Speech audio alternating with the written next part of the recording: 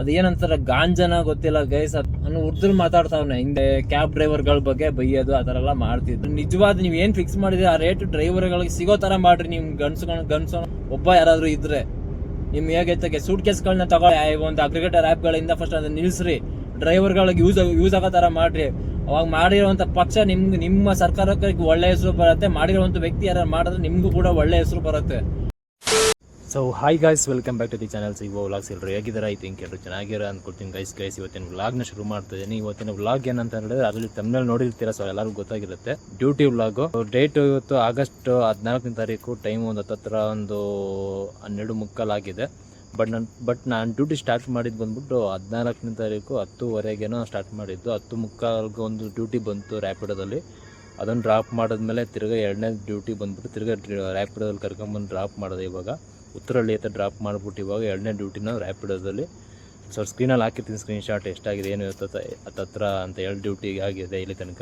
ಇವತ್ತು independence day, ಸ್ವಾತಂತ್ರ್ಯ ದಿನಾಚರಣೆ, ಆಗಸ್ಟ್ 15, 12:45 ಆಗಿದೆ. 800 ಚಿಲ್ಲರೆ ಅರ್ನಿಂಗ್ಸ್ ಆಗಿದೆ. ಸೊ ಉತ್ತರಹಳ್ಳಿ ಹತ್ರ ಕರ್ಕೊಂಡು ಡ್ರಾಪ್ ಮಾಡಿದೆ. 400 ಚಿಲ್ಲರೆ ಒಂದು ಕೊಟ್ಟಿದ್ದಾನೆ ಈಗ. ಸೊ ಡ್ರಾಪ್ ಮಾಡಿಬಿಟ್ಟು ಇಲ್ಲ ಗಾಡಿ ಸೈಡಲ್ಲಿ ಹಾಕ್ಕೊಂಡು ಡ್ಯೂಟಿಗೆ ವೆಯ್ಟ್ ಮಾಡ್ತಾಯಿದ್ದೀನಿ. ಆಗಲೇ ತಮ್ಮನೇ ನೋಡಿರ್ತೀರ. ಸೊ ಅದ್ರ ವಿಷಯ ಬಗ್ಗೆ ಹೇಳ್ತೀನಿ ಏನು ಎತ್ತ ಅಂತ ಅನ್ನೋದು. ಸೊ ಈ ವಿಡಿಯೋನ ಕೊನೆ ತನಕ ನೋಡಿ, ಆ ವಿಷಯದ ಬಗ್ಗೆ ಗೊತ್ತಾಗುತ್ತೆ ನಿಮಗೆ. ಆಯಿತಾ, ಏನಾಗಿದೆ ಏನಾಗಿತ್ತು ನನಗೆ ಎಕ್ಸ್ಪೀರಿಯನ್ಸ್ ಅನ್ನೋದ್ರ ಬಗ್ಗೆ ನಿಮಗೆ ತಿಳಿಸ್ಕೊಡ್ತೀನಿ. ಸೊ ಆ ಒಂದು ಎಕ್ಸ್ಪೀರಿಯನ್ಸ್ ನನಗೆ ಅಂತಲ್ಲ, ಸುಮಾರು ಜನ ಡ್ರೈವರ್ಸ್ಗಾಗಿರುತ್ತೆ. ಕ್ಯಾಬ್ ಡ್ರೈವರ್ಸ್ಗಾಗಿರ್ಬೋದು, ಆಟೋ ಡ್ರೈವರ್ಸ್ಗಾಗಿರ್ಬೋದು, ಸುಮಾರು ಜನಕ್ಕೆ ಆ ಒಂದು ಎಕ್ಸ್ಪೀರಿಯನ್ಸ್ ಆಗಿರುತ್ತೆ. ಸೊ ಅದ್ರ ಬಗ್ಗೆ ನಿಮಗೆ ಕೊನೆಯಲ್ಲಿ ಮಾತಾಡ್ತೀನಿ. ಓಕೆ, ರ್ಯಾಪಿಡೋ ಮಾತ್ರ ಆನ್ ಮಾಡ್ಕೊಂಡಿದ್ದೀನಿ, ಊಬರ್ ಇನ್ನೂ ಆನ್ ಮಾಡ್ಕೊಂಡಿಲ್ಲ. ಕಾಣಿಸ್ತಿರುತ್ತೆ ನೋಡಿ ಇಲ್ಲಿ, ಆ ಅಪಾರ್ಟ್ಮೆಂಟಲ್ಲಿ ಡ್ರಾಪ್ ಮಾಡಿದ್ದೀವಿ ಈಗ. ಸೊ ಮನೆ ಕೆಲಸ ಬಂದ್ಬಿಟ್ಟು ಇವತ್ತು ಬೆಳಗ್ಗೆ ಏನಿಗೆ ಇರಲಿಲ್ಲ, ಅಂದರೆ ಇತ್ತು. ಏನಂತಂದರೆ ಲಾಸ್ಟ್ ವಿಡಿಯೋ ನೋಡಿರ್ತೀರ, ಮನೇದು ಪೇಂಟ್ ಮಾಡಿರ್ತೀನಿ ಮೇಯ್ನ್ ಕಲರು. ಸೊ ಅದಾದಮೇಲಿಂದ ಇವತ್ತು ಕೆಲಸ ಬಂದ್ಬಿಟ್ಟು ಕಿಟಕಿದ ಸಜ್ಜಾಗಳಲ್ಲಿ ಏನಂತ ಹೇಳ್ತಾರೆ, ಮೇಲ್ಗಡೆ ಪಟ್ಟಿ ಥರ ಬರುತ್ತಲ್ಲ, ಸೊ ಅದನ್ನು ಪೇಂಟ್ ಮಾಡ್ಕೊಳ್ಬೇಕಿತ್ತು. ಅದು ಮಾಡ್ಕೊಂಡೆ. ಅದ್ರ ಬಗ್ಗೆ ಅದರದ್ದೇನು ವೀಡಿಯೋ ಮಾಡೋಕ್ಕೆ ಹೋಗಿಲ್ಲ. ಸೊ ನೆಕ್ಸ್ಟ್ ಯಾವುದಾದ್ರು ಕೆಲಸ ಶುರು ಮಾಡ್ತೀನಿ. ಸೊ ಈಗ ಸದ್ಯಕ್ಕೆ ಕೆಲಸಗಳು ಸ್ಟಾಪ್ ಆಗಿದೆ, ನೋಡುವಾಗ. ಸೊ ಆ ಒಂದು ರೀಸನ್, ಮನೆ ಕೆಲಸದ ಯಾವುದೋ ವೀಡಿಯೋ ಕೆಲಸ ಇಲ್ಲದೆ ರೀಸನ್ ಅಂಥದ್ದು ಇರಲಿಲ್ಲ. ಸೊ ಅದಕ್ಕೋಸ್ಕರ ಫ್ರೀ ಇದ್ನೆಲ್ಲ ಅಂದ್ಬಿಟ್ಟು ಇವತ್ತು ಡ್ಯೂಟಿ ಮಾಡ್ತಿರೋದನ್ನು ವ್ಲಾಗ್ ಮಾಡ್ತಾಯಿದ್ದೀನಿ.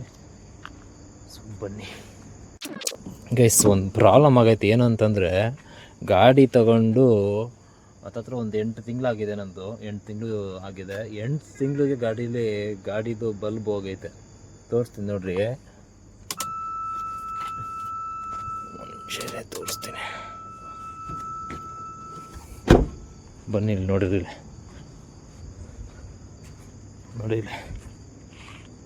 ಲೆಫ್ಟ್ ಸೈಡ್ದು ಆನೆ ಆಗ್ತಿಲ್ಲ. ಈ ಕಡೆ ಕಾಣಿಸ್ತಿದ್ಯಾ? ಇದು ಆನ್ ಆಗ್ತೈತೆ, ಇದು ಆನ್ ಆಗ್ತಿಲ್ಲ. ಈಗ ಇದಕ್ಕೆ ದುಡ್ಡು ಎಲ್ಲಿಂದ ತರಕ್ಕೆ ಹೋಗೋದಪ್ಪ? ದುಡ್ಡು ಎಲ್ಲಿಂದ ಹಾಕೋದು ಹೇಳಿ? 8 ತಿಂಗಳಿಗೆ ಈ ಥರ ಅಂತಂದರೆ, ಗಾಡಿ ತಗೊಂಡು 8 ತಿಂಗಳಿಗೆ ಈ ಥರ ಕ್ವಾಲಿಟಿ ಈ ಥರ ಆಗೈತೆ ಅಂತಂದ್ರೆ ಕೊಡ್ರಿ, ಹೆಂಗಿರ್ಬೇಡ. ಶಿಫ್ಟ್ ಗಾಡಿಗಳು ಇವಾಗ ಡಿಫಾಲ್ಟ್ ಮ್ಯಾನುಫ್ಯಾಕ್ಚರಲ್ಲೇ ಪ್ರಾಬ್ಲಮ್ ಬರ್ತೈತೆ. ಆ ಬಾನೆಟ್ದು ಹಿಂಗೆ ಬಟನ್ ಹಿಂಗೆ ಎಳಿತೀವಿ ಗೊತ್ತಾ, ಸಾಕೆಟ್, ಅದು ವರ್ಕ್ ಆಗ್ತಿಲ್ಲ. ಏನು ಕತೆ ಅಂತ ಅನ್ನೋದೇ ಗೊತ್ತಿಲ್ಲ. ಆಗಲೇ ಟೈರಂತೂ ಚೆನ್ನಾಗಿರೋ ಟೈರ್ಗಳೇ ಕೊಡ್ತಿಲ್ಲ ಶೋರೂಮಲ್ಲಿ. C8 ಹಾಕಿರ್ತಾರೆ. C8 ಟೈರ್ ಗೊತ್ತು ನಿಮಗೆ ಮುಂಚೆನೇ, ಮೊದಲೇ C8 ಟೈರ್ ಚೆನ್ನಾಗಿರಲ್ಲ. ಸೊ ಅದನ್ನೇ ಹಾಕ್ಬಿಟ್ಟು ಕೊಡ್ತಾವ್ರೆ ಹೊಸ ಗಾಡಿಗಳಿಗೆ. ಸ್ನೇಹಿತರೆ, 3ನೇದು ಕರ್ಕೊಂಬಂದು ಡ್ರಾಪ್ ಮಾಡಿದ್ರು ರ್ಯಾಪಿಡೋದಲ್ಲಿ. ಸೊ ಎಲ್ಲಿಗೆ ಅಂತ ಹೇಳಿದ್ರೆ, ಜಿಗಣಿಯಿಂದ ಒಳಗಡೆ, ಜಿಗಣಿ ಇಂಡಸ್ಟ್ರಿಯಲ್ ಏರಿಯಾ ಇದೆಯಲ್ಲ, ಸೊ ಅದರಿಂದ ಇನ್ನೂ ಒಳಗಡೆಗೆ ಇಲ್ಲಿ ಯಾವುದಾದ್ರು ಒಂದು ರೋಡು ವಯಸ್ಸಲ್ಲಿ 3ನೇದು ರ್ಯಾಪಿಡೋದಲ್ಲಿ ಕರ್ಕೊಂಬಂದು ಡ್ರಾಪ್ ಮಾಡಿದ್ರೆ ಸ್ಕ್ರೀನ್ ಶಾಟ್ ಹಾಕಿರ್ತೀನಿ, ನೋಡ್ಬೋದು. $495 ತಗೋ ಕ್ಯಾಶ್ ಕಲೆಕ್ಷನ್ ತೋರಿಸ್ತು ರ್ಯಾಪಿಡೋದಲ್ಲಿ. ಬಟ್ ನಾನು ನೈಸ್ ರೋಡಿಂದ ಕರ್ಕೊಂಬಂದಿದ್ದರಿಂದ ಟೋಲ್ $140 ಎಕ್ಸ್ಟ್ರಾ ತೊಗೊಂಡಿದ್ದೀನಿ. ಹತ್ತತ್ರ $640 ತೊಗೊಂಡಿದ್ದೀನಿ ಕ್ಯಾಶು. ಟೈಮ್ ಬಂದ್ಬಿಟ್ಟು ಕರೆಕ್ಟಾಗಿ ಹತ್ತತ್ರ 2:55 ಆಗಿದೆ. ಸೊ ನೋಡೋಣ ಗೈಸ್, ಇಲ್ಲಿಂದ ನೆಕ್ಸ್ಟ್ ಯಾವ ಡ್ಯೂಟಿ ಕೊಡ್ತಾನೆ ಏನೋ ಎತ್ತಂತ ನೋಡಿ ಗೊತ್ತಿಲ್ಲ. ಐ ಥಿಂಕ್ ಇಲ್ಲಿ ಡ್ಯೂಟಿ ಬರಲ್ಲ ಅಂದ್ಕೊಳ್ತೀನಿ. ಮುಂದೆ ಮೂವ್ ಮಾಡ್ಕೊಂಡು ಹೋಗ್ತೀನಿ ಹೈವೇ ತನಕ, ನೋಡೋಣ.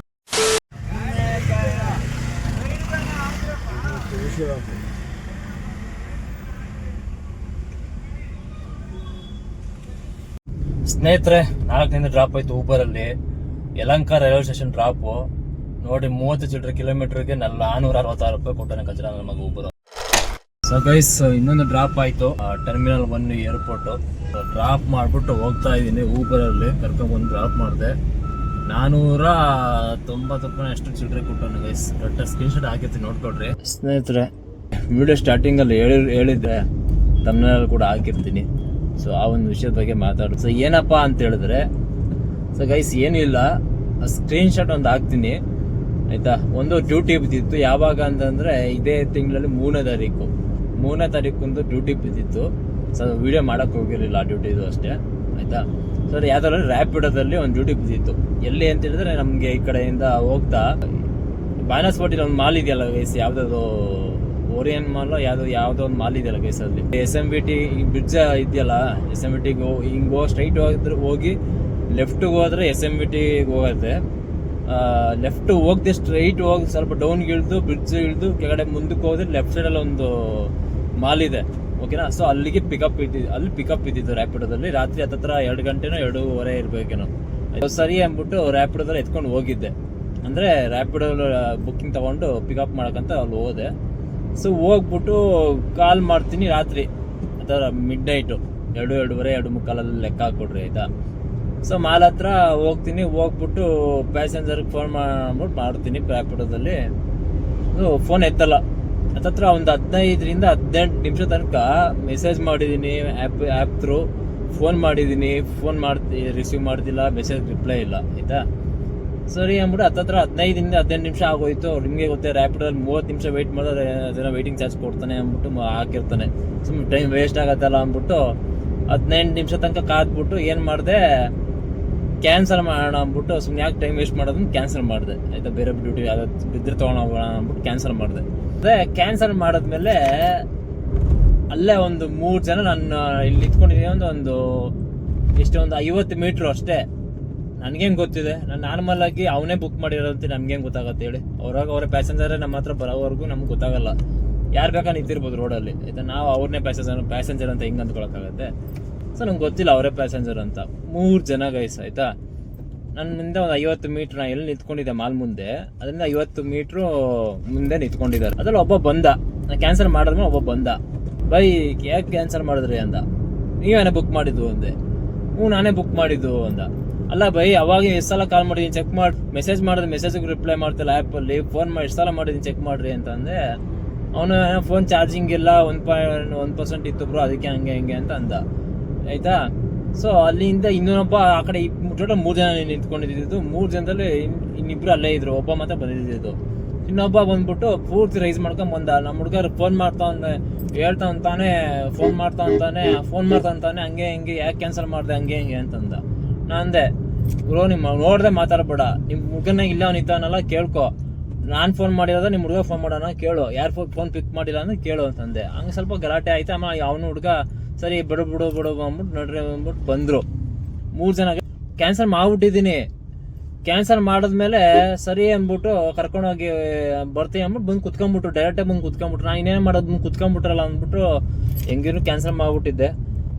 ಕ್ಯಾನ್ಸಲ್ ಮಾಡಿರಲಿಲ್ಲ ಅಂದರೆ ಕರ್ಕೊಂಡು ಹೋಗ್ಬೇಕಿತ್ತಲ್ಲ ಅಂದ್ಬಿಟ್ಟು ಸರಿ ಅಂದ್ಬಿಟ್ಟು ಲೊಕೇಶನ್ ನನಗೆ ಅಷ್ಟು ಗೊತ್ತಿರಲಿಲ್ಲ, ಡ್ರಾಪ್ ಲೊಕೇಶನ್ನು ಕೇಳ್ಕೊಂಡು ಕರ್ಕೊಂಡು ಹೋಗ್ತಾ ಇದ್ದೀನಿ. ಆನ್ ದ ವೇ 3 ಜನ, ಇಬ್ರು ಹಿಂದೆ ಒಬ್ಬ ಪಕ್ಕದಲ್ಲಿ ಕುತ್ಕೊಂಡವನೆ ಆಯಿತಾ. ಸೊ 3 ಜನನೂ ಅದು ಏನಂತಾರ ಗಾಂಜನ ಗೊತ್ತಿಲ್ಲ ಗೈಸ್, ಅಥವಾ ಇನ್ನೊಂದು ಏನೋ ಅಂತಾರಲ್ಲ ಗೈಸ್, ಏನೋ ತಗೊಳ್ತಾರಲ್ಲ ಗೈಸ್ ಅದು ಆಯಿತಾ.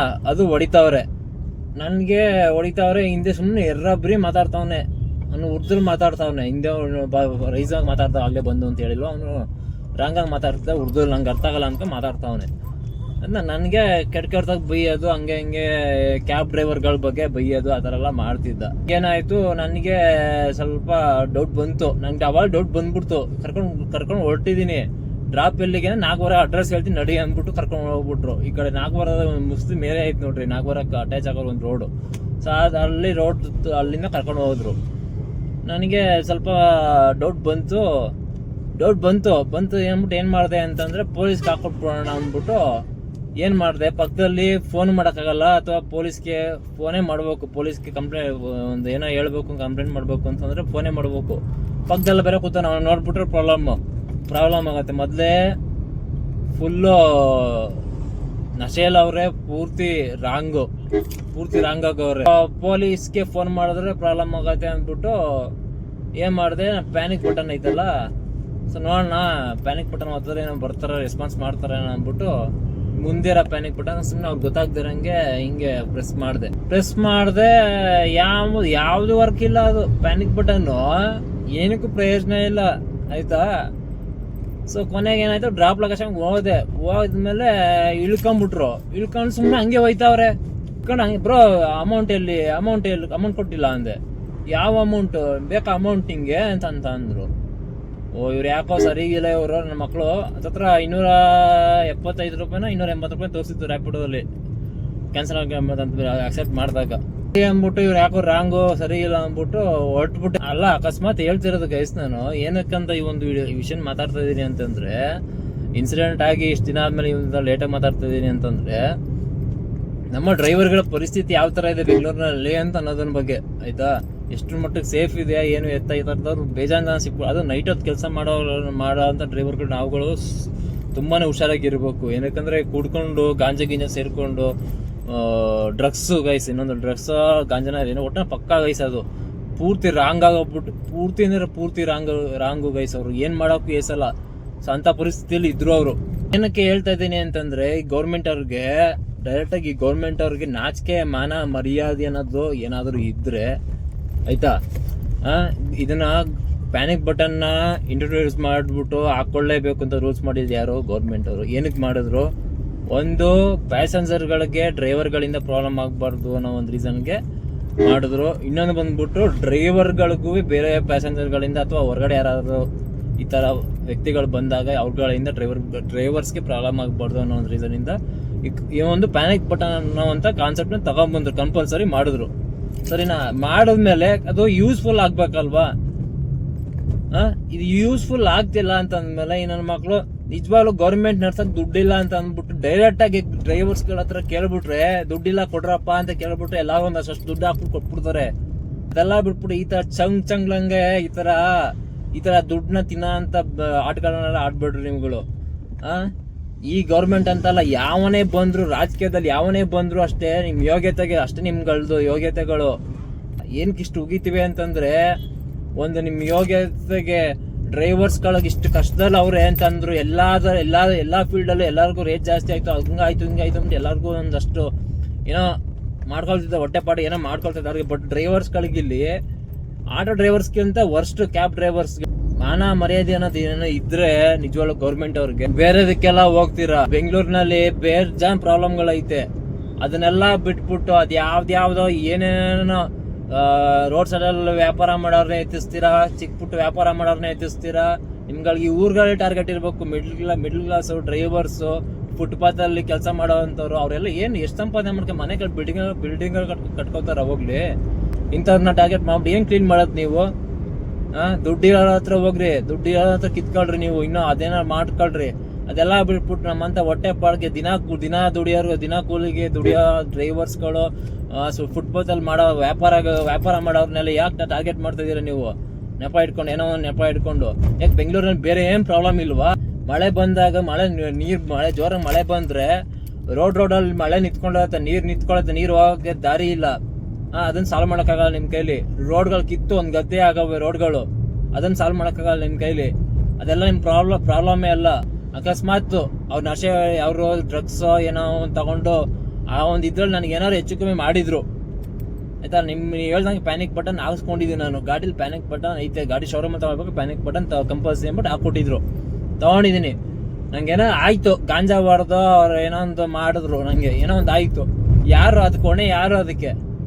ಗೌರ್ಮೆಂಟ್ ತಾನೇ ಹೊಣೆ. ನೀವು ತಾನೇ ಹೇಳಿದ್ದು ನಮ್ಗೆ ಅದನ್ನ ಹಾಕ್ಸ್ಕೊಳ್ರಿ, ನಿಮ್ ಬೆನಿಫಿಟ್ ಕಂಪಲ್ಸರಿ ಹಂಗೆ ಇದೆ, ಸೇಫ್ಟಿ ಇದೆ, ಹಂಗೆ ಅಂತ ಹೇಳಿದ್ದು ಯಾರು? ಗೌರ್ಮೆಂಟ್ ಇರ್ತಾ, ನೀವು ತಾನೇ ಹೇಳಿದ್ದು. ಅಂದ್ಮೇಲೆ ನಂಗೆ ಇವತ್ತೇನಾದ್ರು ಪ್ರಾಬ್ಲಮ್ ಆಗಿದ್ರೆ ಯಾರನ್ನ ಕೇಳ್ಬೇಕು ನಾನು? ನಿಮ್ನ ತಾನೇ ಕೇಳ್ಬೇಕು. ಇಲ್ಲಿ ಒಬ್ಬನಾದ್ರು ಗಂಡಸು ನಾನು ಯಾವನ ಇದ್ರೆ, ನಿಮ್ಮ ರಾಜಕೀಯದಲ್ಲಿ ಗಂಡಸು ನಾನು ಯಾವನಾದ್ರು ಇದ್ರೆ, ಡೈರೆಕ್ಟ್ ಆಗಿ ಹೇಳ್ತೀನಿ, ಗಂಡಸು ಅಂತ ಯಾವನಾದ್ರು ಅಂದ್ಕೊಳ್ಳೋನ್ ಯಾವನ ಇದ್ರೆ, ಒಂದ್ ಪ್ರಾಬ್ಲಮ್ ಐತಲ್ಲ, ಕ್ಯಾಬ್ ಡ್ರೈವರ್ಗಳು ಎಷ್ಟು ದಿನ ಬೇಜಾರ್ತಾವ್ರಲ್ಲ, ಇಲ್ಲಿವರೆಗೂ ಈ ಕ್ಷಣ ತನಕ ಬೇಜಾರ್ತಾವ್ರಲ್ಲ.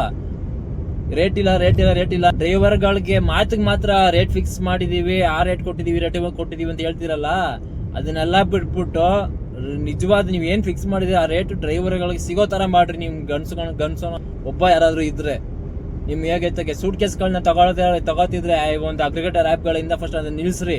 ಡ್ರೈವರ್ಗಳಿಗೆ ಯೂಸ್ ಆಗೋ ತರ ಮಾಡ್ರಿ. ಅವಾಗ ಮಾಡಿರುವಂತ ಪಕ್ಷ ನಿಮ್ಮ ಸರ್ಕಾರಕ್ಕೆ ಒಳ್ಳೆ ಹೆಸರು ಬರುತ್ತೆ, ಮಾಡಿರುವಂತ ವ್ಯಕ್ತಿ ಯಾರು ಮಾಡಿದ್ರೆ ನಿಮ್ಗೂ ಕೂಡ ಒಳ್ಳೆ ಹೆಸರು ಬರುತ್ತೆ. ಅದನ್ನೆಲ್ಲ ಬಿಟ್ಬಿಟ್ಟು ಥರ್ಡ್ ಕ್ಲಾಸ್ ಬುದ್ಧಿಗಳನ್ನ ತೋರಿಸ್ಬಿಟ್ಟು ಸ್ವಲ್ಪ ಆದ್ರೂ ಬದುಕಿದೀರಾ, ಬದುಕ್ ಮೇಲೆ ಸಾಯೋದ್ರೊಳಗಡೆ ಒಂದ್ ಸ್ವಲ್ಪ ಆದ್ರೂ ಒಳ್ಳೆ ಕೆಲಸ ಮಾಡಿ ಸಾಯ್ರಿ.